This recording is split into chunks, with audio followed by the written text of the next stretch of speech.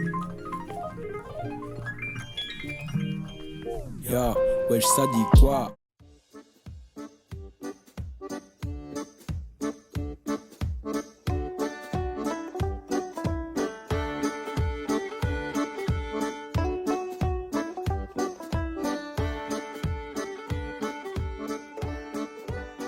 Dernier jour de ferme.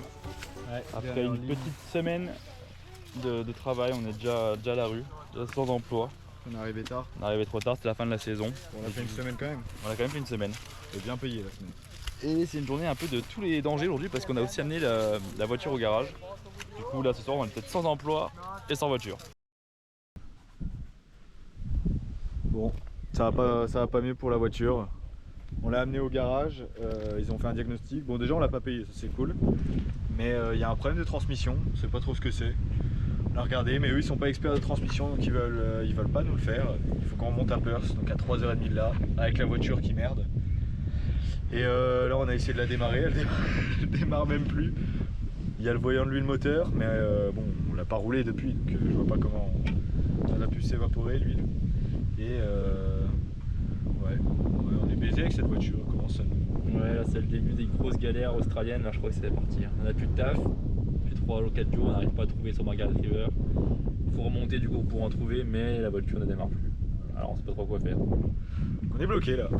Petite séquence réparation avec Rémi, heureusement. Il y a 2 Australiens qui nous ont diagnostiqué un problème de batterie, elle était morte.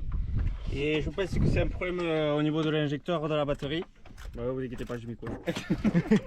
Attention, verdict.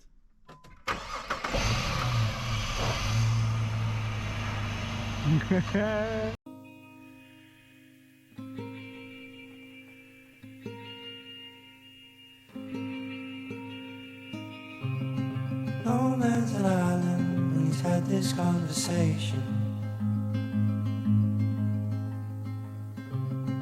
No man's a forest even if he tries to be one.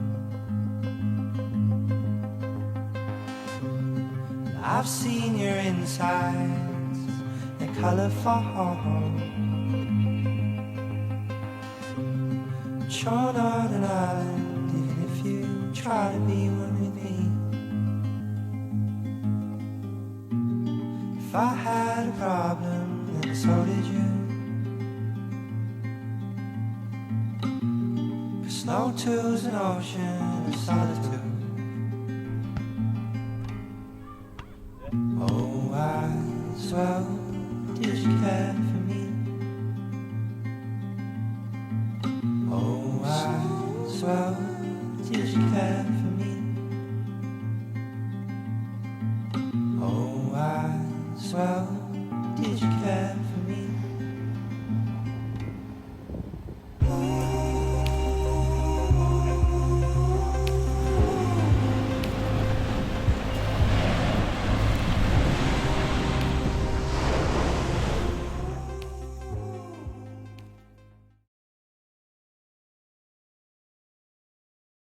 On vous explique tout, on vous explique tout. Alors on s'est fait un big tableau qu'il y a sur le site du gouvernement qui classifie toutes les régions et la saison des récoltes par rapport aux fruits. Et on a vu que effectivement sur Margaret River c'était la pleine saison de récolte et on y allait. On vous explique tout, on vous explique tout. On a téléchargé du coup Wikifarm, 4-5 € je crois. Et du coup dedans tu as les points GPS des fermes qui recherchent. Et après bah voilà, on a fait tout simplement du porte-à-porte. On a réussi en une demi-journée. On a dû faire 20-25 vignobles. On vous explique tout, on vous explique tout. Alors nous déjà ce qui nous a plu dans la première approche, c'est qu'il n'y avait pas à se faire chier, à faire un CV, une lettre de motivation, machin. Tu y vas, le mec tu fais bonne impression devant lui en porte-à-porte. Et voilà, il te prend, tu as un jour d'essai au pire. Et puis si ça plaît pas, voilà, tu dégages. C'est sûr que tu as moins de prise de tête là-dessus. Et même dans le deuxième, dans le troisième qui va venir plus tard, pas de CV, pas de lettre de motivation, ça se fait vraiment en 2 secondes. Tu as un bon feeling avec le mec et t'es pris quoi. On vous explique tout, on vous explique tout. Sinon le premier travail, ouais franchement hyper chill, nous on a kiffé, très bonne ambiance, pas de pression. Le seul problème c'est qu'on bossait pas assez, on devait faire 5-6 heures de récolte par jour. Des fois ça allait descendre même en dessous des 3 heures. Et en une semaine, malheureusement, on n'a pas réussi à valider les 7 jours de ferme. Parce que pour valider 7 jours de ferme, il faut faire 35 heures à la semaine. On a fait 32 ou 33 heures.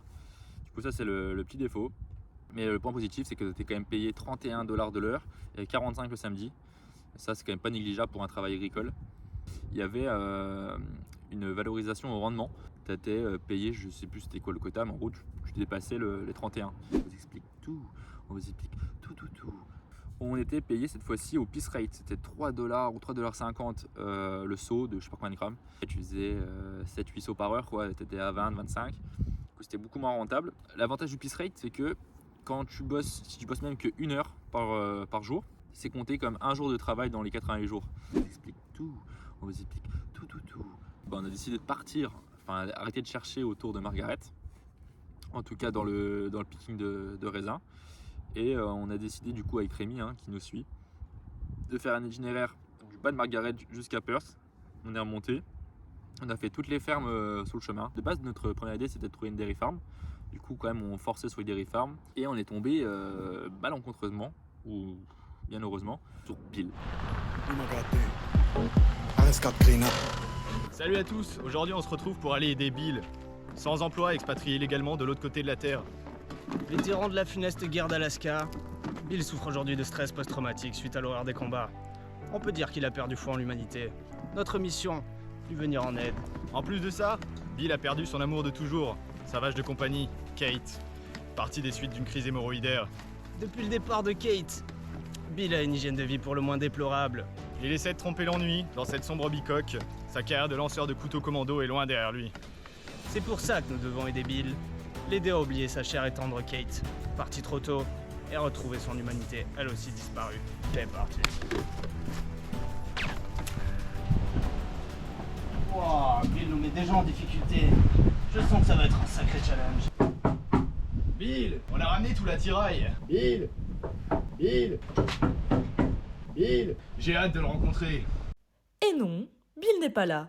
La production l'a éloigné de chez lui. En effet, nos caméramans et l'équipe technique sont déjà en place. Une horde de volontaires s'est regroupée dans le jardin. Nous avons 3 heures pour nettoyer sa maison et lui venir en aide. Bienvenue dans... On nettoie la maison de Bill parce qu'elle est sale.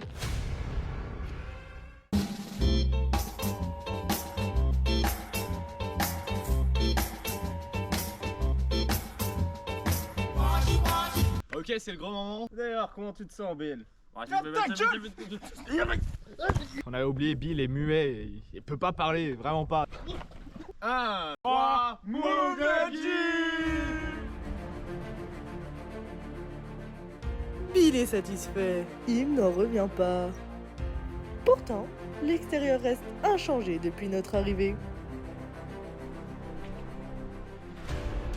Oh, Bill s'apprête à rentrer dans la cuisine. Les images sont fortes. Bill est aux anges.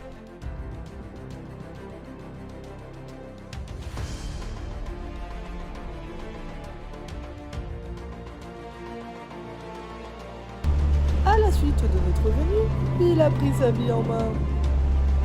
Devenu fermier à son compte, il a aujourd'hui plus de 200 vaches à lait. Et ce n'est que le début pour notre jeune agriculteur qui voit son élevage s'agrandir année après année. Kat est maintenant loin derrière lui.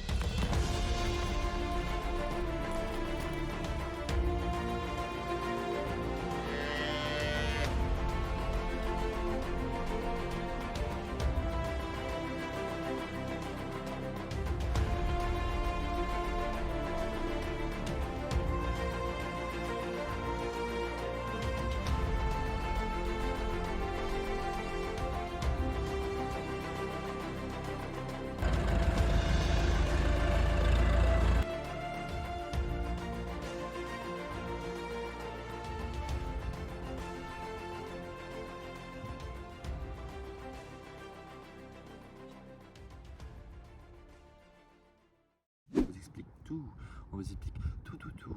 juste en bas de Margaret, du coup, au départ de notre long périple pour trouver une ferme.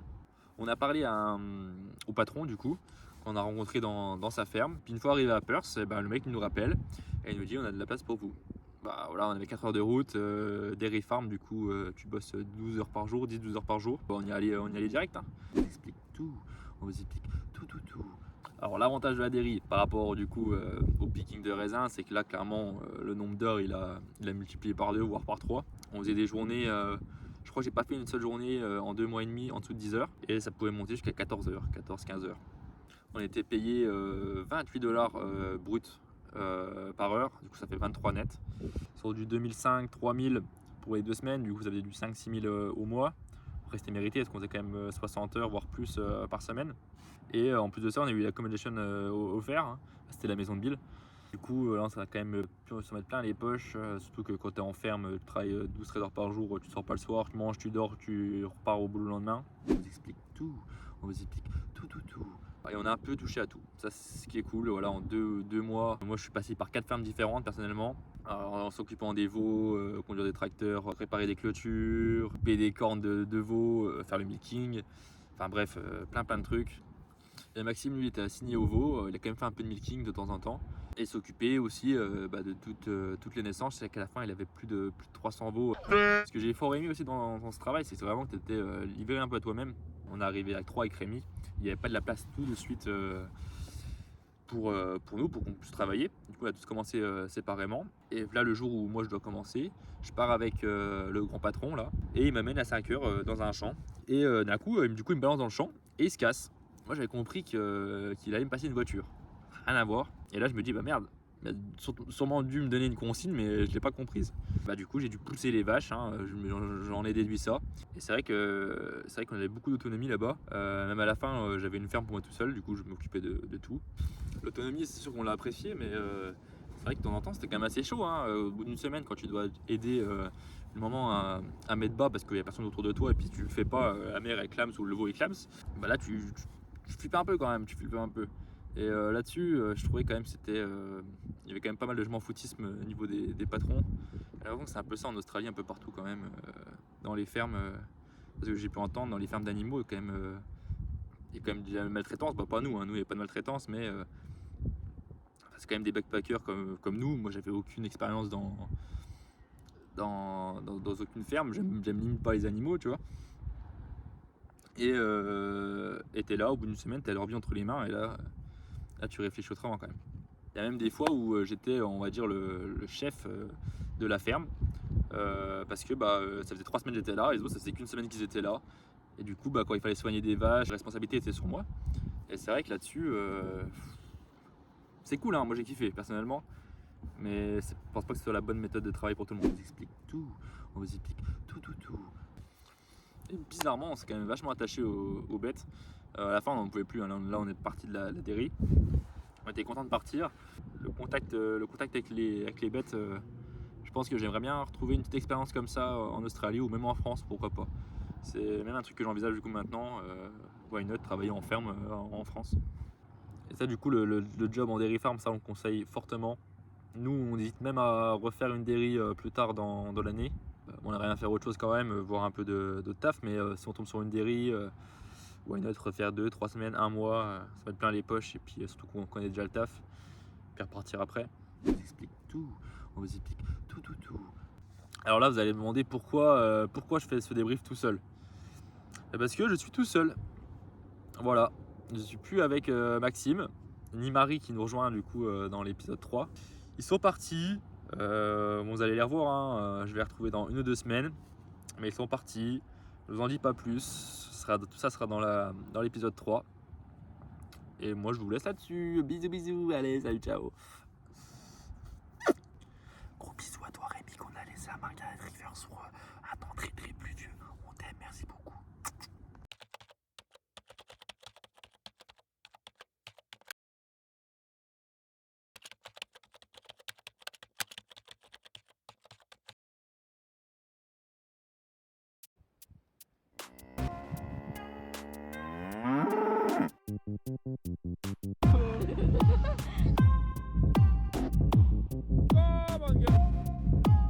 Come on.